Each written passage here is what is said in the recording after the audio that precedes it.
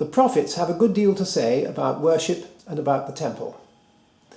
When you look at the book of Haggai, this takes place after the people have come back from the exile.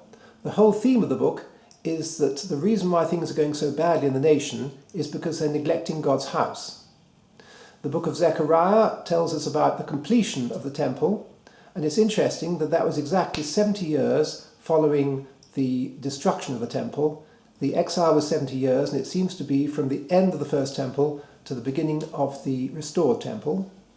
And in Zechariah we read of Joshua the high priest wearing filthy robes, and that's no good. He should have had his life right and his attitude right. That reminds us of things that we saw earlier.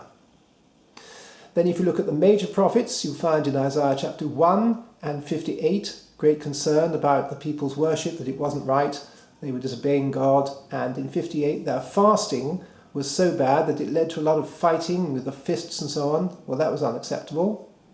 And similarly Jeremiah chapter 7, people were saying, oh, the temple of the Lord, the temple of the Lord, the temple of the Lord. And he told them not to put their trust in that. It was a case of obeying God, etc., themes that we saw before. But what I want to look at is the book of Ezekiel. I think it's fascinating. Ezekiel opens in chapter 1 with the vision of God, the Spirit of God, in Babylon.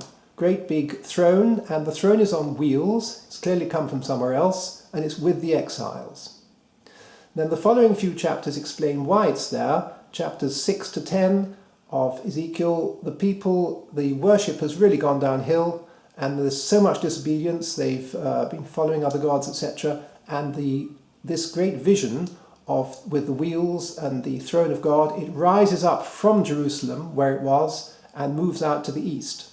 So it's gone to Babylon. Later on in the book, chapter 40, there's an elaborate and long description of the restored temple. It's actually measured out.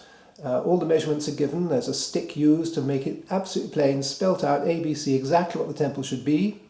And in 43, we find the Spirit of God returning from Babylon back to Jerusalem.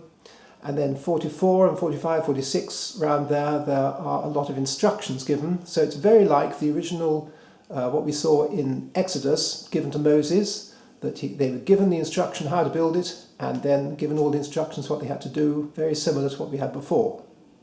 But this time there's a lovely extra passage in chapter 47, one of the great passages in the Bible to my mind, where we read of the water flowing out from the temple, and it flows out and it's a small stream, you can just go across, it comes up to your ankles, but then after a bit you can't get through, it's up to your knees, and then it's up to your waist.